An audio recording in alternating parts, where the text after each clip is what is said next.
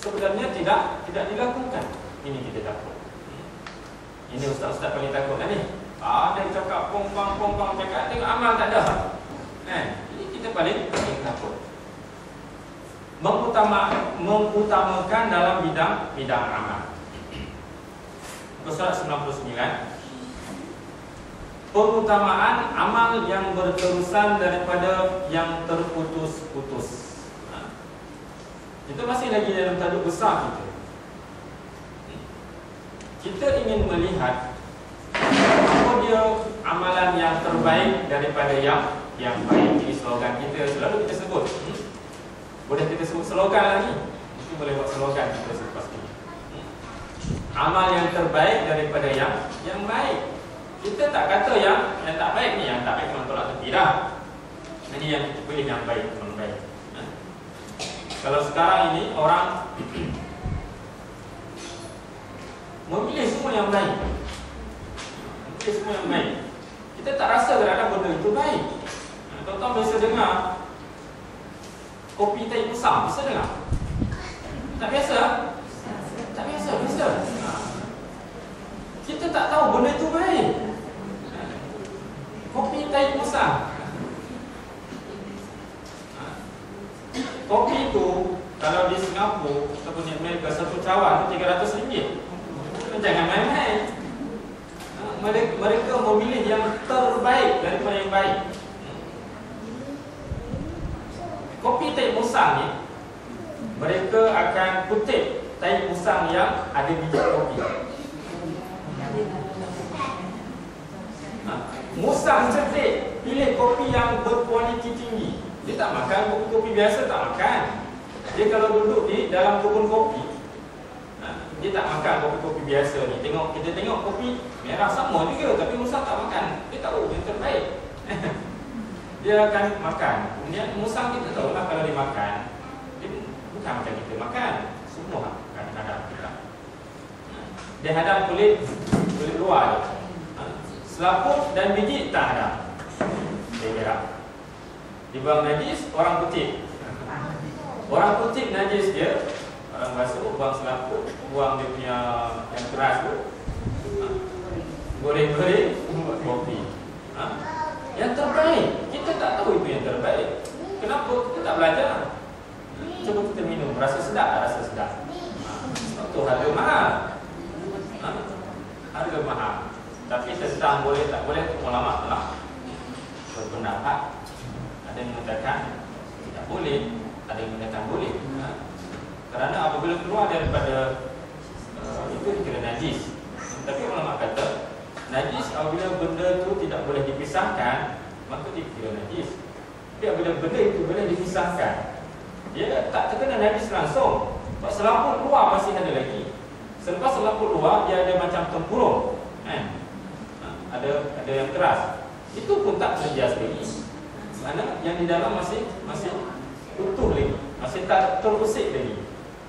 Mereka proses, kita tak tahu nilai.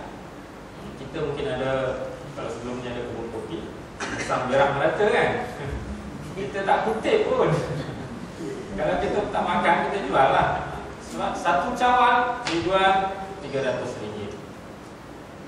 Di Singapura tak sampai lah. Kalau di Indonesia murah sikit. Murah sikit sebab tempat produk dia. Mana siapa pergi Indonesia boleh cari lah. Kopi luwak dipanggil lah. Kopi luwak.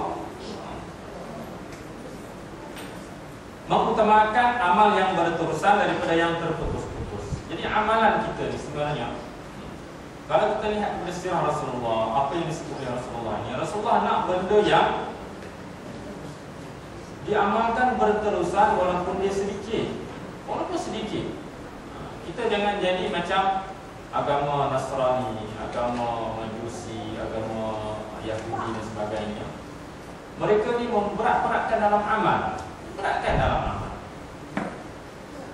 Mereka ni bertabur. Dan ini telah masuk dalam agama Islam juga. Sehingga orang Islam ada yang tak makan benda-benda yang berdarah. Ada orang Islam tak makan benda berdarah. Kerana nak menjaga. nak menjaga supaya tak marah. Sebab kita berdarah ni kalau makan dia ada, mereka kata Rasulullah kata itu bukan cara kita. Itu bukan cara kita memberatkan. Kenapa kita nak memberatkan diri kita? Allah jadikan semua haiwan ni, semua binatang ni untuk kita makan. Jadi kalau semua orang Islam begitu, bermakna tidak ada manfaatnya. Itu diciptakan untuk manusia. Allah Subhanahu wa taala berfirman, "Aja'altum siqayatal hajj wa 'imaratal masjidil haram kaman amana billahi wal yawmil akhir wa jahada fi sabilillah la yastawuna 'inda Allah wallahu la yahdi al-qawma adh-dhalimin." الذين آمنوا وهاجروا وجاهدوا في سبيل الله بأموالهم وأنفسهم أعظم درجة عند الله وأولئك هم الفائزون. Surah At-Taubah ayat 19 hingga 20. Apakah orang-orang yang memberi minuman kepada orang-orang yang mengerjakan haji dan mengurus Masjidil Haram kamu samakan dengan orang-orang yang beriman kepada Allah dan hari kemudian serta berjihad di jalan Allah? Mereka tidak sama di sisi Allah, dan Allah tidak memberi petunjuk kepada kaum yang zalim. Orang-orang yang beriman dan berhijrah serta berjihad di jalan Allah dengan harta benda dan diri mereka adalah lebih tinggi darajatnya di sisi Allah, dan itulah orang-orang yang mendapat kemenangan. Jelas daripada ayat Al-Quran ini bahawa tidak sama orang-orang yang memberi makan, memberi minum dan menguruskan Masjidil Haram itu dengan orang-orang yang keluar berjihad di jalan Allah. Tidak sama. Tidak sama. Dalam satu syair Mubarak, Ibnu Mubarak menyebut, syairnya sangat famous, ada dalam nasyid tersebut. Dia kata tidak sama orang-orang yang ya abdal haramain, disebut ya abdal haramain. Macam mana sebutannya? Sebelum sambung sikit. Wahai orang yang beribadah di Masjidil Haram, Masjidil Nabawi. Ini disebut apabila ulama-ulama menyuruh untuk berjihad di Palestin. Maka ada ulama-ulama mengatakan bahawa kami duduk di Masjidil Haram, Masjid Nabawi, yang mana utamanya lebih besar.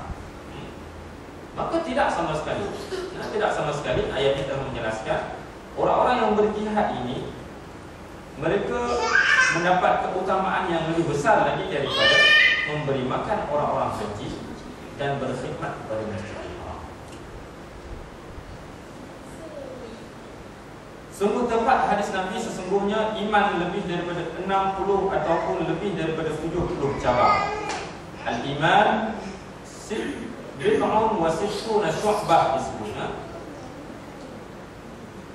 Yang paling tinggi adalah la ilaha illallah, dan yang paling rendah adalah menyingkirkan gangguan daripada jalan. Hadis ini menunjukkan bahawa cabang-cabang iman berbeza urutan nilai dan darajatnya. Bermakna di antara 70 kita sebut ataupun 60 lebih itu sampai yang ke satu dia beza. Satu la ilaha illallah urutan dia. Jadi kita kena utamakan yang mana. Kalau ada peluang kita ambil yang besar. Kalau tidak ada yang mana-mana kita boleh ambil. Macam menyingkirkan gangguan di jalan. Kita rasa apa dia gangguan di jalan ni? Batang pokok kan? Kita rasa begitu. Padahal kita gangguan hari-hari di jalan ni. Tak boleh. Kita parking melentang, gangguan tu. Gangguan pada orang. Kita buat apa sahaja yang mana menyebabkan orang lain rasa terganggu di jalan. Ini menunjukkan iman kita lah. Kita rasa agak mudah benda ini, tapi apabila kita sampai di jalan raya ni, orang Malaysia ni dikatakan kalau pegang steering ni tak tahulah jadi hantu. Kita sama juga kita semua. Pegang steering ni aku je punya. Hang bagi sikit, aku bagi banyak kan. Jadi benda ni dia ada sangkut paut dengan iman. Rasulullah kata membuang ataupun menyingkirkan sesuatu di jalan yang mana dapat mengganggu orang lain. tidak boleh itu mengganggu bahaya. Perbezaan urutan ini tidaklah bersifat serampangan. Tuan tahu serampangan, saya tidak sebelah sahaja, tetapi berada pada ukuran dan prinsip-prinsip dasar yang seharusnya diperhatikan. Inilah yang hendak kita bahaskan. Pengutamaan amal yang berterusan daripada amal yang terputus-putus. Hendaklah amal dilakukan dengan berkekalan. Maksudnya pelaku amal hendaklah sentiasa menekuni dan mengerjakannya secara terus-menerus. Berbeza dengan amal-amal yang dikerjakan hanya bila-bila masa dan sesekali sahaja. Hari ini kita baca Quran satu juz. Selepas bulan kita baca lagi satu juz. Hari ini kita baca Al-Quran satu muka, tiap-tiap hari satu muka. Maka itu lebih baik daripada kita baca satu juz tapi kita selang sebulan. Sebab amal tidak berterusan. Berterusan ini, yang pertama dapat mendisiplinkan kita. Yang kedua, dia dapat memberi kekuatan rohani kepada kita. Kekuatan rohani, power dalam diri kita. Sebab Al-Quran ini dapat memberi hidayah, dapat memberi kekuatan dalam amalan harian, terutama yang ada gangguan-gangguan jin. Yang ada gangguan jin memang sangat-sangat dituntut untuk tiap-tiap hari kena membaca wirid pagi dan petang dan membaca Al-Quran. Sebab syaitan jin ni dia akan attack kita bila-bila masa kita alfa. Baru-baru ni saya dipanggil oleh kawan sekolah seni Perak. Ada seorang cikgu kena masuk jin. Kebetulan saya tak kerja, memang tak kerja pagi. Sampai situ dia sedang masuk. Dia masuk, saya tanya selepas itu dia masuk. Pada ketika menyanyi lagu Perak, menyanyi lagu Perak, dia Isnin. Dia kata, kamu masuk macam mana ni? Aku tengok dia menyanyi lagu Perak, menganga mulut. Aku pun masuk, dia kata. Lama dah tak boleh masuk, dia kata. Dah banyak bulan dah, ini peluang. Nyanyi lagu Perak, mulut menganga, aku masuk. Bila saya datang, siap dengan wuduk, siap dengan persiapan sedikit, dia duduk, tak ada reaksi apa-apa. Saya datang terus reaksi. Ini siapa datang ni? Siapa datang? Dia tahu dah. Aura. Kita baca Al-Quran, kita tak tahu benda tu menjadi aura bagi kita. Nanti orang lain duduk situ tak ada apa pun kita rasa. Aku datang jadi macam dia terus dia terus terpuk. Saya tak buat apa, saya buat macam ni je. Kata tutup tangan. Silau begitu. Kekuatan Al-Quran ke kekuatan kita? Kekuatan wuduk. Sebab tu kalau ada orang masuk jin ini, ambil wuduk.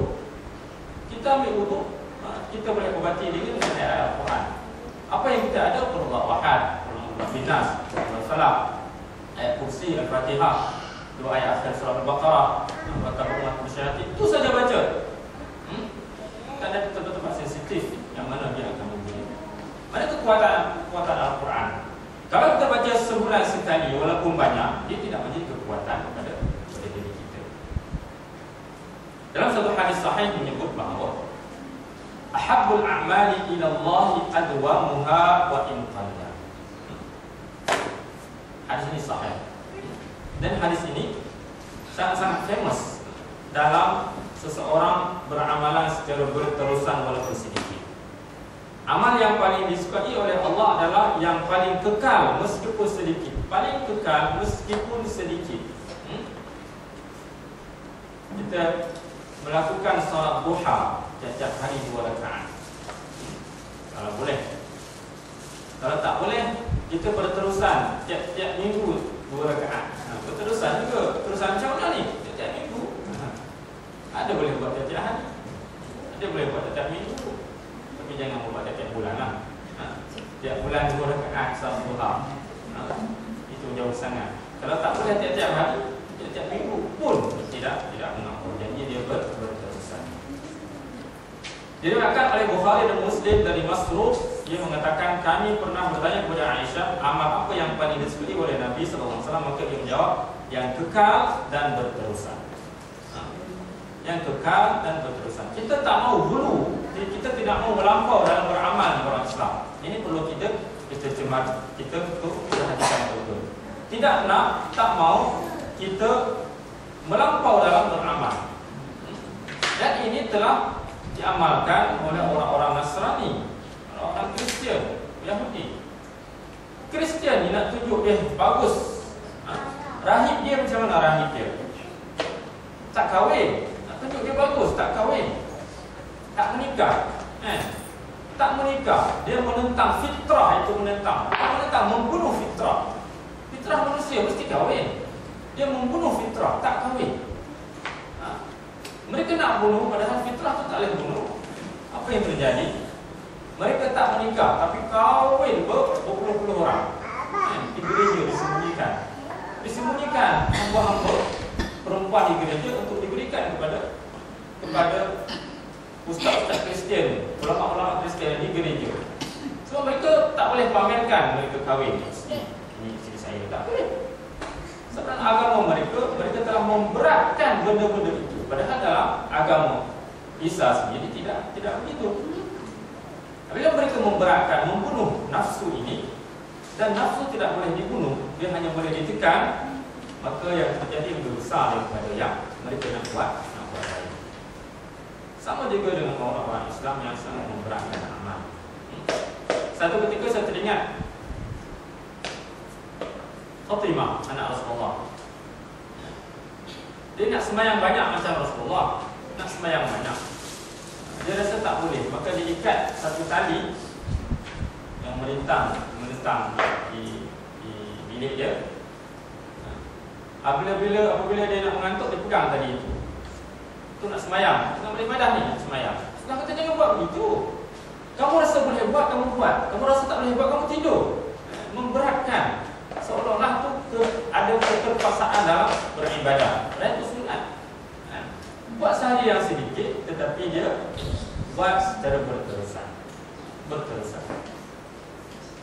Juga dari Aisyah mengatakan bahawa Nabi SAW menemuinya, dan ketika itu di hadapan beliau ada seorang perempuan. Lalu Rasulullah bertanya, siapa ini? Aisyah menjawab, Fulanah, maksudnya seorang perempuan yang sedang menceritakan salatnya yang sangat banyak. Rasulullah menjawab, aduh, engkau lakukan apa yang kamu mampu sahaja. Demi Allah tidak akan bosan sehingga kamu bosan. Maksudnya seorang perempuan ini cerita sembahyang dia banyak. Rasulullah takut dengan banyak itu dia tidak akan iltizam, dia berterusan dengan sembahyang. Aduh bermaksud ini, maksudnya satu kata cemuhan. Maksudnya tak payah buat begitu. Kerana apa? Rasulullah takut dengan beramal banyak sangat begitu tidak akan berterusan. Rasulullah tak bagi. Seorang sahabat dia kata kepada Rasulullah, bagi aku amalan. Aku nak sembahyang malam ni, nak sembahyang malam banyak. Dia kata jangan. Kenapa pula jangan, saya mampu. Dia kata saya mampu, jangan. Rasulullah kata jangan. Cerita ni diceritakan apabila dia berumur 73 tahun.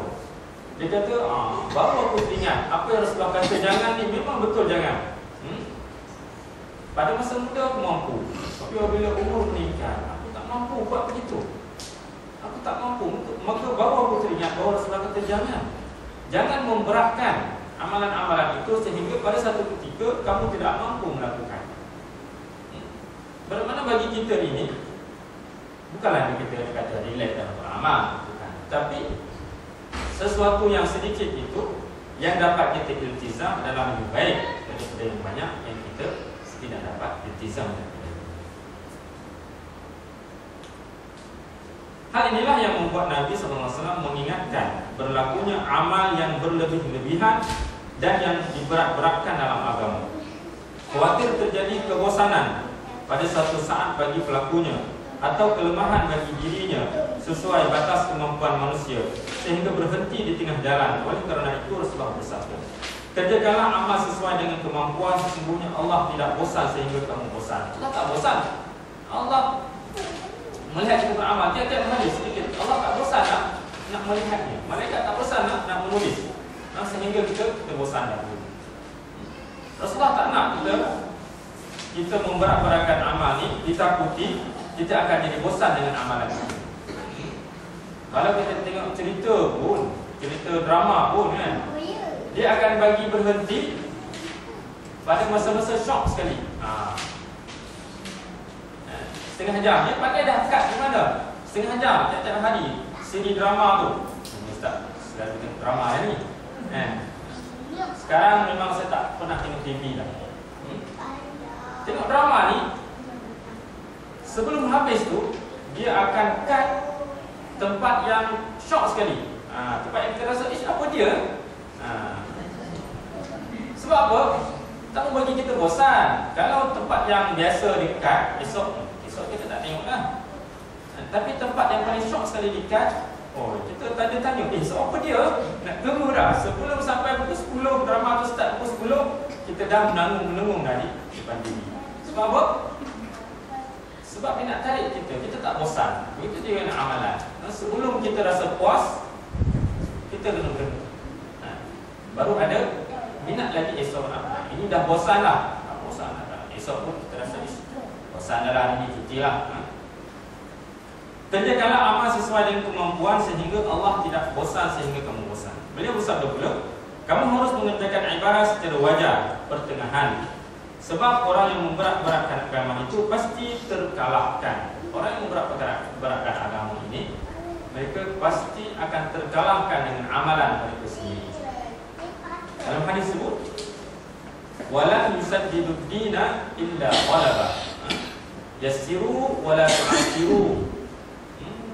Yassiru wala tu'assiru, berilah kemudahan yang memberat-beratkan.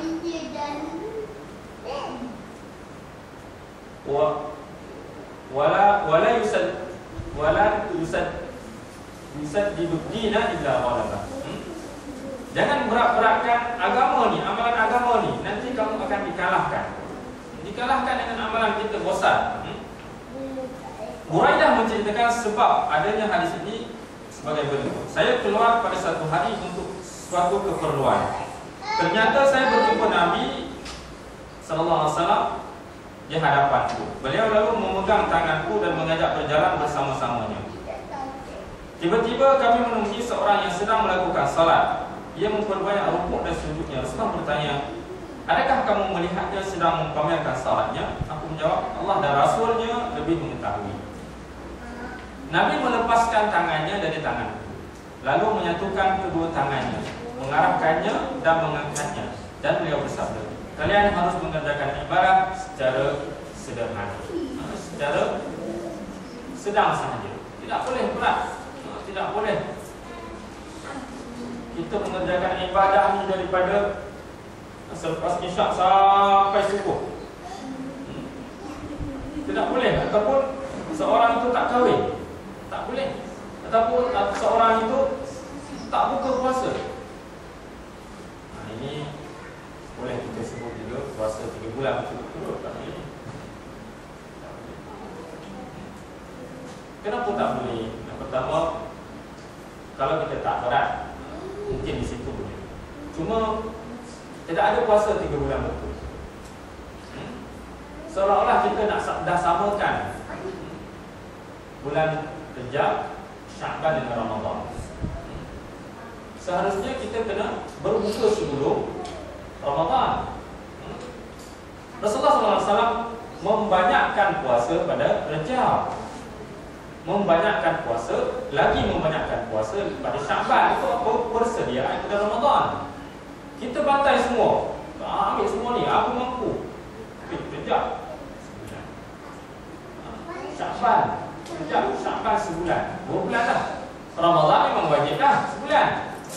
Kemudian kita tidak ada sepadan. Esok Ramadan, hari ni apa dia?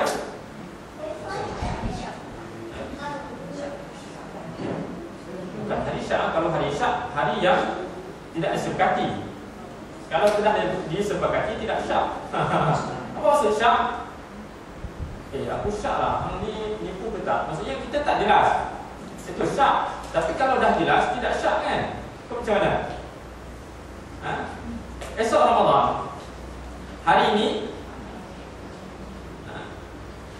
kita tak boleh puasa. Untuk apa? Untuk nak memisahkan bahawa besok puasa. Macam tu. Besok puasa wajib. Kalau syak, kalau hari syak, ada ulama kata besok puasa, ada ulama kata lusa puasa. Maka hari sebelumnya disebut hari syak. Sebab syak antara boleh ataupun tidak, antara kena puasa ataupun tidak. Tapi kalau sekarang dah tetapkanlah hari Isnin puasa, awal Ramadan dah tetap dah semua, tidak ada syak, maksudnya tidak ada ulama yang mengatakan tidak. Semua kata hari Isnin. Nah, hari puasa tu, hari Ahad itu bukan hari syak. Dia hari 30 Syaban. Macam tu. Sebab kalau ramai orang memahami hari syak itu sehari sebelum Ramadan. Sehari sebelum Ramadan.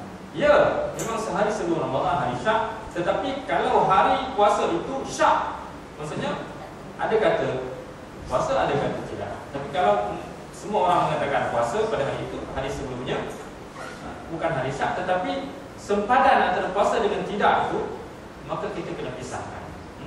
Mana Rejab kita kena banyakkan puasa. Setelah banyakkan puasa, Syaban lebih lagi banyak daripada Rejab. Untuk persediaan Ramadan penuh. Begitu. Mana kalau kita dah puasa 3 bulan itu, ada juga kawan puasa 3 bulan, saya kata tak payah nak buat. Sebab kalau Rasulullah kata itu baik, Rasulullah dah buat dulu dah. Rasulullah dah buat dulu dah. Kita seolah-olah memberatkan diri kita. Kita ada banyak ibadah yang lain lagi. Ibadah bertamu ke rumah orang, ibadah menghadiri kenduri, ibadah itu, ibadah ini. Banyak benda itu akan terhalang jika kita puasa. Sedangkan puasa itu tidak memberi kesan, bukan tidak memberi kesan, tetapi tidak ada suruhan yang betul-betul amal. Jadi dibanyakkan sahaja. Kalau dalam bulan Rejab kita puasa 10 hari, ada 1 bulan tu. Dalam Syaban kita tambah lagi, lebih daripada 10 hari begitu. Dan Sahal bin Hanif bahawa Rasulullah SAW, janganlah kamu memberat-beratkan dalam agama. Orang-orang sebelum kamu binasa kerana mereka memberat-beratkan diri. Kamu akan mendapatkan bukti-buktinya dalam gereja dan biara-biara. Ini jelas kita nampak. Di gereja mereka memberat-beratkan apa sahaja. Mereka memberi sesuatu yang mana orang lain tak boleh ikuti. Itu agama Kristian ni, orang-orang pengikut agama Kristian, mereka merasa tak boleh nak amalkan amalan agama Kristian ni. Seolah-olah tak boleh. Kita nak amalkan, tak kahwin. Boleh amalkan, tak boleh. Mereka tak boleh nak amalkan amalan agama kerana dia telah diberat-beratkan oleh rahib-rahib, oleh ulama-ulama Kristian. Padahal itu tidak ada. Sama juga dengan Yahudi. Mereka telah memberat-beratkan apa yang biasa dalam agama. Islam tidak. Islam agama yang hanif, agama yang pertengahan disebut. Kita tidak boleh gulu. Kita tidak boleh melampau dalam semua amalan kita. Kita tidak boleh melampau. Kita dituntut untuk iltizam, berterusan. Dan kita tidak boleh mengambil mudah. Dalam agama ini mengambil mudah tidak boleh juga. Mengutamakan amalan yang bermanfaat daripada yang kurang. Tajuk ni semua tajuk power sekali. Amalan yang bermanfaat daripada yang kurang manfaat. Bukan tidak ada manfaat, ada manfaat tapi kurang manfaat. Amal qawi dengan amal dhaif. Kalau dalam bidang dakwah, seseorang yang berkecimpung bekerja dalam bidang dakwah kena melihat apa amalan-amalan qawi dalam bidang dakwah. Kena utamakan amalan qawi dulu. Amalan yang kuat memberi kesan kepada diri dan kepada audiens, kepada masyarakat, kepada mad'u, kepada orang yang diajar. Kena ambil amalan itu dulu.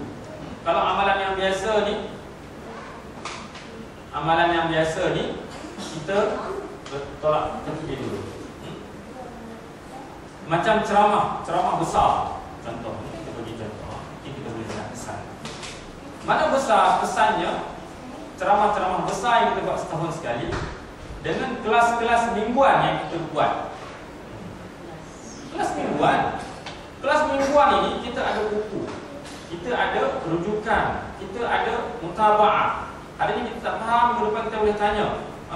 Dia ada 2 hala dan sebagainya. Dia memberi kesan yang besar berbanding dengan ceramah-ceramah yang 1 hala, ceramah yang besar kita dengar.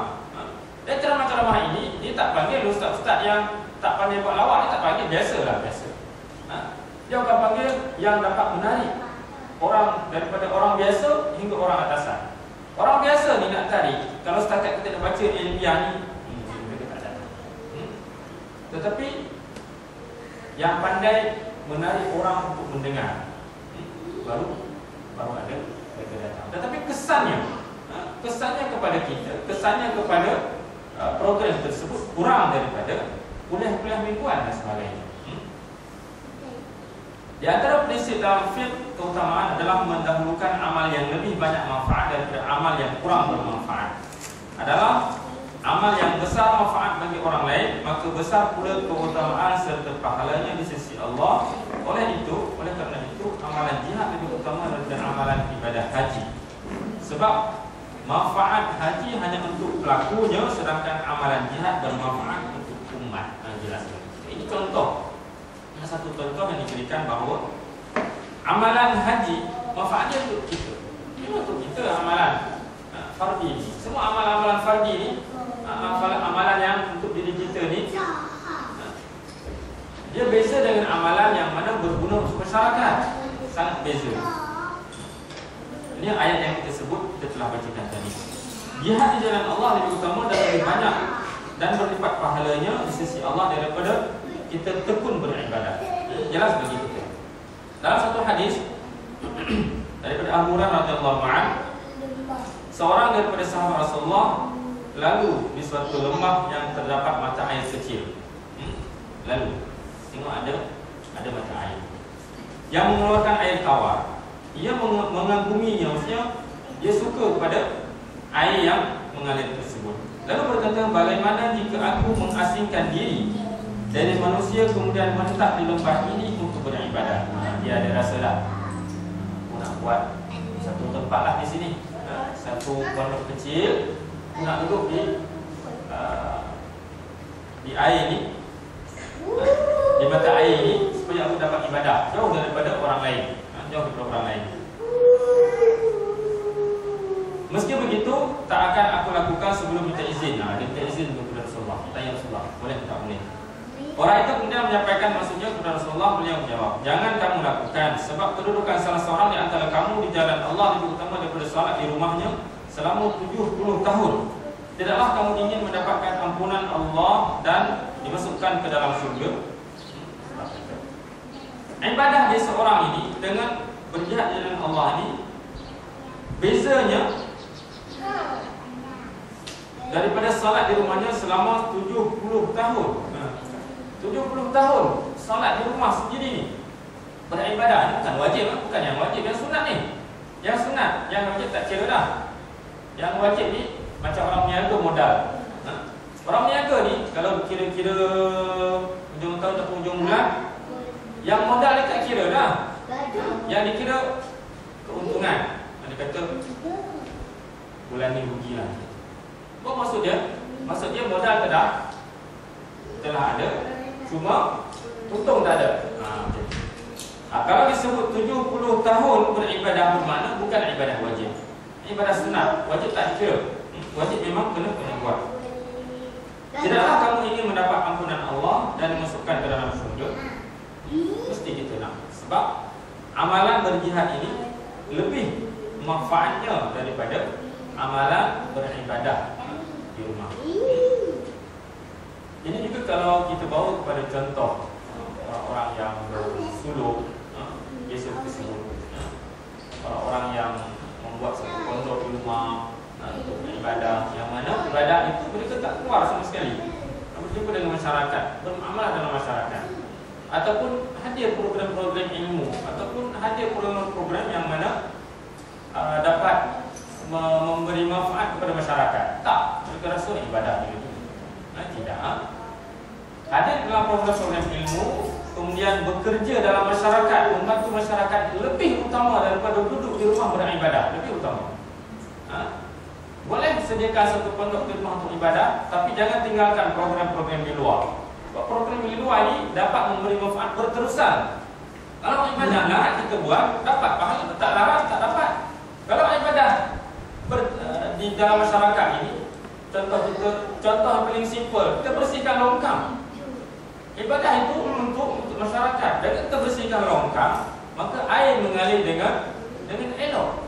Bila air mengalir dengan elok, nyamuk tidak ada. Apabila nyamuk tidak ada, dia memberi kebaikan kepada manusia. Selagi banyak manusia itu, maka selagi itulah kebaikan yang kita dapat. Kerana dia mengalir berterusan. Beza. Ini kita kena tahu. Amalan yang sangat bermanfaat daripada yang kurang bermanfaat. Bukanlah begitu kita tidak boleh beribadah. Beribadah itu ada satu slot yang lain. Keluar dalam masyarakat, menuntut ilmu ada slot-slot yang lain. Jadi kehidupan kita ni supaya tidak bosan, kita tak boleh ambil satu je. Padahal kita kena ada variasi berbagai. Hari ini kita hadir kelas ini, besok kita royong, besok kita buat jamuan makan, besok dan sebagainya. Sama juga kalau hari-hari kita makan ikan temenung kan. Lalu kita makan ikan temenung hari-hari. Ataupun hari-hari buat gulai. Hari-hari cicah asam, cicah budu, biasa. Tak lalu. Kita mesti nak pelbagai. Hari ini nak kita nak ikan tumbung, besok kita nak ikan tilapia, besok kita nak ikan keli, besok nak masak lain dan sebagainya. Ini perempuan fahamlah. Kita pandai juga, pandai makannya kan, lelaki.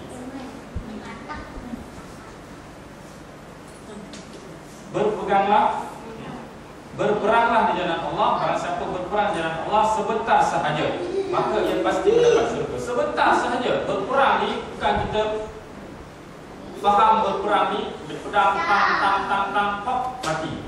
Itu berperang juga, tapi berperang berjihad di jalan Allah pelbagai. Kalau orang yang pandai menulis, apa peranan berperang? Dia menulis ni. Menulis alat senjata yang paling tajam sekarang. Yang paling tajam sekali adalah pen yang kita tulis.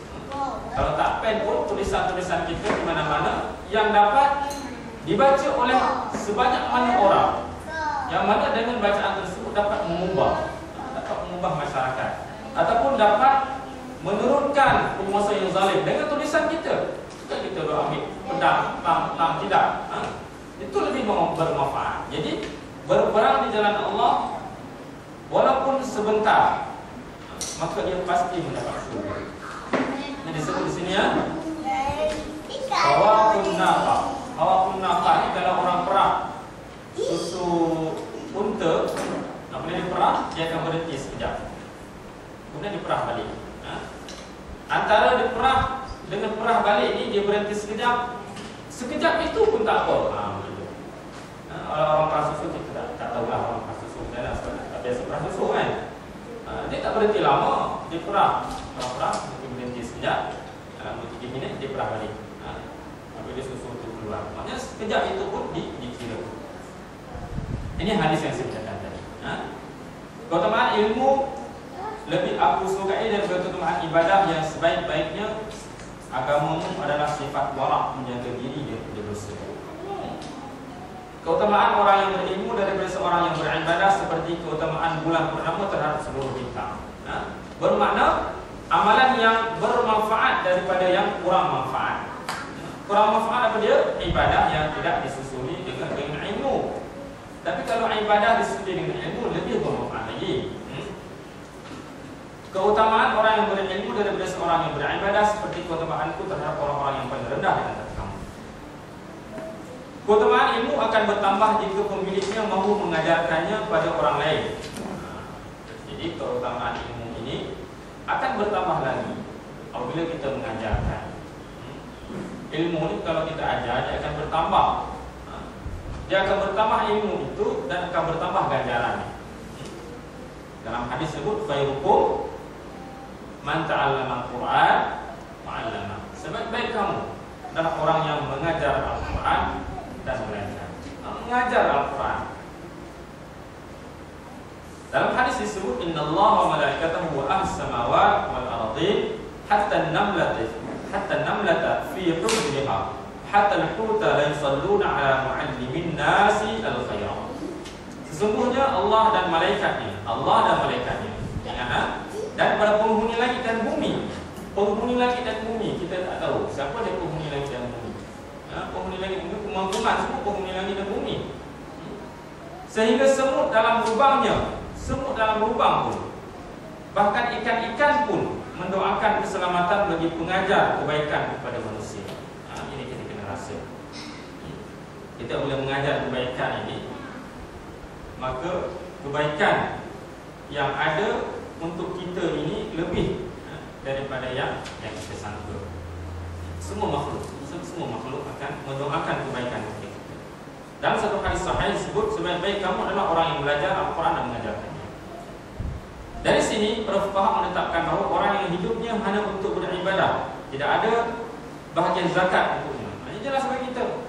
Ada tak bahagian asnaf zakat untuk orang yang beribadah? Tak ada kan? Tak ada. Asnaf zakat untuk fisabilillah. Ada.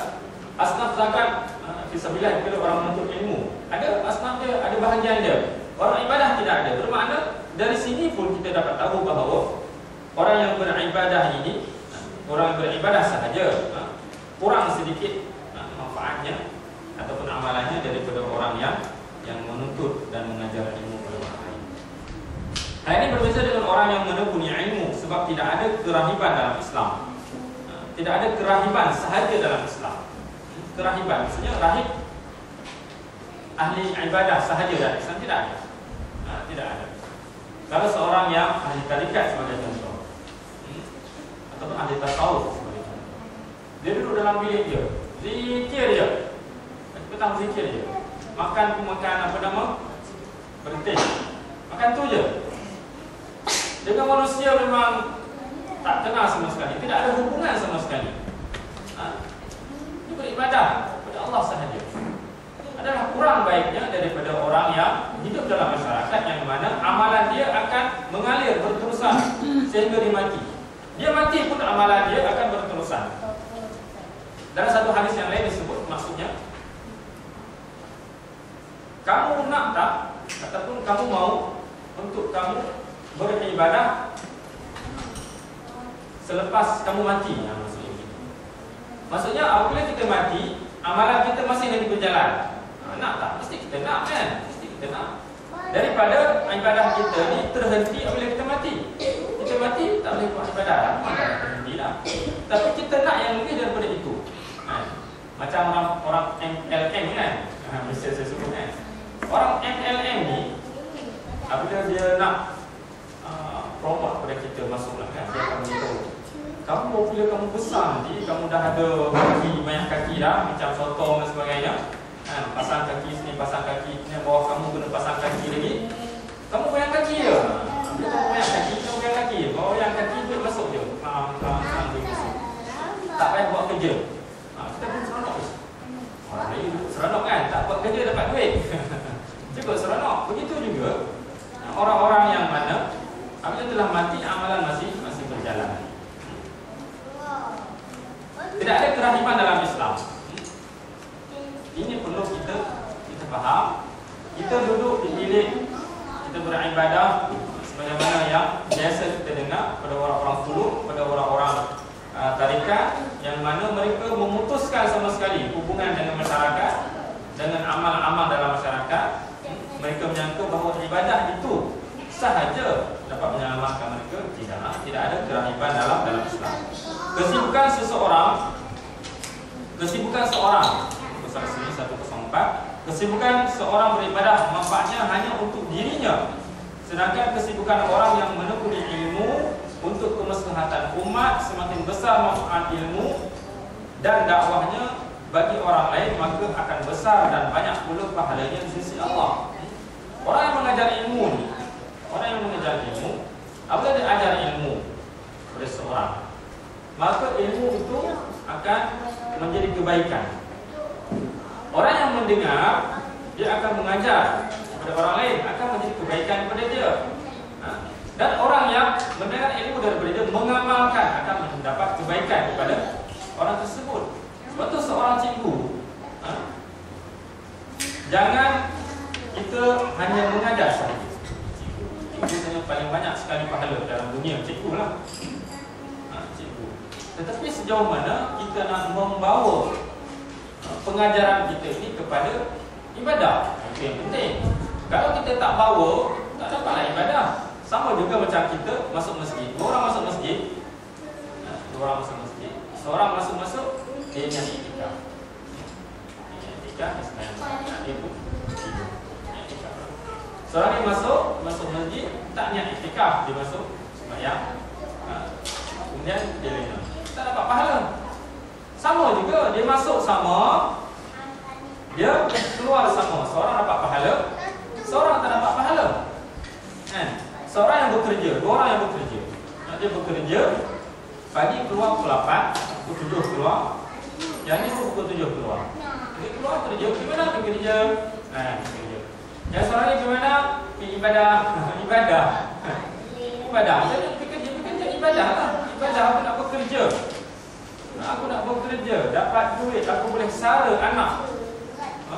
Aku dapat duit, aku dapat makan daripada kerja tersebut, dapat beribadah kepada Allah. Nampak? Dia hubungkan benda tu, dia hubungkan dengan ibadah.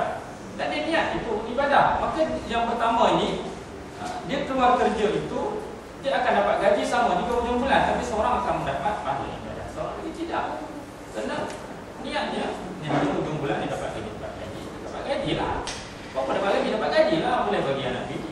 Dia tak bawa pada ibadah, maka yang seorang itu dia akan mendapat sahaja hujung bulan, yang seorang lagi dapat macam biasa, dia akan mendapat pahala ibadah. Jadi kesibukan kita ini dalam kesibukan harian kita ini, kita perlu berniat kepada ibadah. Apa sahaja, apa sahaja, supaya setiap amalan kita ini dikira ibadah. Macam orang perempuan dia masak. Untuk apa masak ni? Untuk suami. Untuk suami, untuk anak-anak, nak bagi mereka kenyang, tak dapat ibadah. Niat ini sebagai suruhan agama, ketaatan saya kepada suami, hak kewajiban saya untuk nak memberi makan kepada anak-anak. Kemudian dengan ini, dengan makan ini dapat kekuatan untuk beribadah, baca Quran, belajar dan sebagainya. Maka masak itu dikira ibadah. Kalau masak-masak saja tidak ada niat itu, maka tidak ada ibadah. Niat itu penting. Itu sembahyang sampai 20 rakaat, tapi tak niat. Tak niat, Allah 20 rakaat habis dah, lupa niat tadi. Semua tak dikira ibadah kerana tidak ada niat. Kalau kita nak masak ni, pagi-pagi bangun sahur kan, perempuan, main imam, perempuan lah bangun sahur ni, pukul 4 dah bangun dah, tak dan nak semayang, tak apa. Suami semayang 20 rakaat ataupun lebih, ataupun baca Quran, dia akan mendapat pahala masak dan pahala suami yang semayang akan mendapat, kerana niat. Kalau tak ada niat, tidak. Kenapa dia boleh? Kenapa suami boleh semayang lebih? Kerana dia tidak ada kesibukan nak memasak, kan? Siapa minta tanggungjawab masak? Isteri. Maka isteri kalau dia niat begitu, dia akan mendapat pahala masak, akan mendapat pahala apa yang dibuat oleh suami. Kerana dengan dia masak, maka suami dia boleh buat begitu. Ini nampak Islam ini. Islam dengan niat, dengan kita nak letakkan sesuatu ini, maka bertambah ganjarannya daripada orang yang tidak mengetahui tentang niat. Semakin besar manfaat ilmu dan dakwahnya bagi orang lain, maka akan besar dan banyak pahala di sisi Allah. Jadi dakwah kita ni ataupun ilmu ini semakin banyak, maka semakin besar. Rasulullah SAW bersabda, barang siapa mengajak kepada petunjuk, maka baginya pahala seperti pahala orang-orang yang mengikutinya. Sementara pahala orang itu tidak berkurang sedikit pun. Man sanna sunnatan hasanatan falahu ajruha wa ajru man 'amila biha ila yaumil qiyamah. Barang siapa yang mengajak kepada kebaikan ataupun mengasaskan satu kebaikan, dia mendapat pahala dan mendapat pahala bagi orang yang mengikutnya. Contoh, ini siapa yang asaskan kelas ni, dia akan mendapat pahala daripada asas kebaikan, dan dia mendapat pahala sebanyak mana orang yang mengikut kelas ini.